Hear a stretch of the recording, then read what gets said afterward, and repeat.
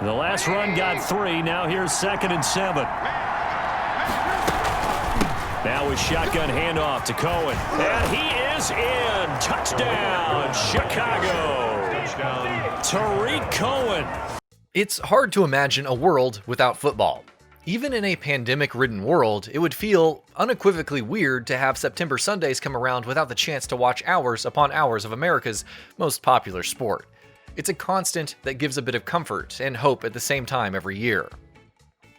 In the same way, the Madden series is a constant in itself. Every year, its newest version evolves the formula and makes changes to improve the feel of the game, but never strays from its core football simulation. Madden NFL 21, though, starts to confuse being a constant with stagnation. While it adds a major new mode and tweaks its core emphasis, its changes to the existing formula make it feel more like a glorified update than an entirely new game. One of the most noticeable changes for this year's Madden is its much heavier emphasis on players, specifically the sports superstars. The X Factor system, initially implemented last year to give specific players special super abilities to match their real-world talents, is expanded to include dozens of new abilities, which are activated when you complete a minor in-game task specific to that player.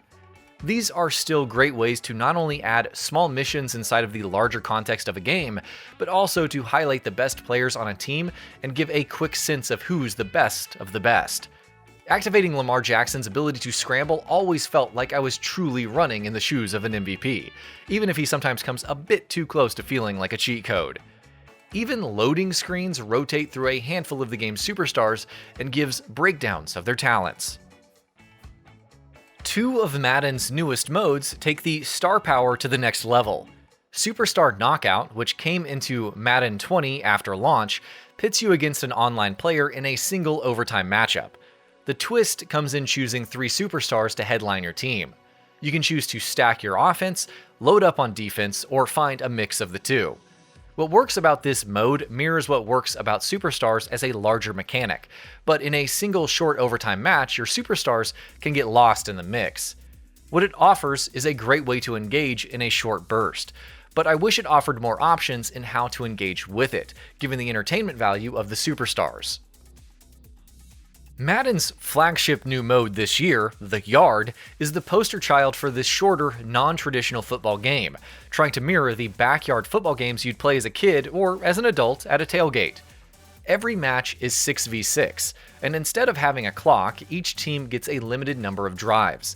First downs are fixed every 20 yards, and there's no punting or kicking. It even takes a hint from the XFL, the real-life poster boy for less serious football, in that it allows for multiple forward passes behind the line of scrimmage, and its extra points are worth 1, 2, or 3 points depending on where you start your play. It even implements the superstars by allowing you to choose a player prototype for your character ranging from Lamar Jackson's Truss to Michael Thomas's You Can't Guard, each of which has its own strengths. While it can be initially confusing to reconcile the rule differences between the Yard and traditional football, I came to prefer it to even a regular exhibition match. Each of its 4 current locations, ranging from a Lambeau tailgate to a beachside Miami port, offers something different. Some locations you have to play full games against increasingly difficult teams, while others make you score on a single drive or make consistent defensive stops. It always feels like a less rigid, more laid-back way of playing that doesn't have the penalties, clock management, or other stresses of a real game. It's a great addition that makes Madden feel fresh again, even becoming one of my preferred ways to play the game because, unlike the NFL itself, everything else feels a little too safe. In its traditional modes, Madden 21's gameplay feels almost unchanged from past years. Tweaks here and there make tackling and pass rushing more intuitive and responsive, and both the UI and broadcast presentation have seen significant changes. But at its core, it's tough to distinguish last year's gameplay from this year's. This is disappointing too, because some persistent problems are still present. Tackling can still teleport players across the field, and minor adjustments often make players completely change their direction and lose momentum. One addition that further emphasizes the focus on player expression is the celebration system, allowing you to choose a celebration at the press of a button after big plays or touchdowns. It's fun to showboat in ways that the real-life NFL would probably penalize, though these opportunities happen almost too often to be special. The face of the franchise mode, evolved from last year's divergence from the pure campaign of Longshot, is more fleshed out and has a lot going for it. Framed as a documentary-style interview at the end of your career, you narrate your own story. Playing as your created character, you start as a backup high school player, though this time you can be a quarterback, receiver, or running back, who takes over when the starter has a health issue, and you're ultimately recruited to one of a handful of big, real-life NCAA football programs. I took my talents to LSU, where I won a national championship before making my way to the pros and onto my beloved Chicago Bears. Before the pros, you have a bunch of major cutscenes and decisions to make, and it plays like a traditional campaign. But once you make it to the pros, it's similar to an abridged franchise mode. Every once in a while there are press interviews or conversations with teammates where you can incite rivalries or improve your player stats. And every few seasons you have a different challenge, from winning Rookie of the Year to facing a season-threatening injury. This mode, like last year's, is a great way to control your own player and see through an entire career. Some of the major moments are a little contrived, but altogether it's a great way to focus on your specific player and roleplay what kind of NFL star you want to be, without having the wide-ranging focus of a true franchise. Disappointingly, two of Madden's most popular modes are the two most unchanged from past years.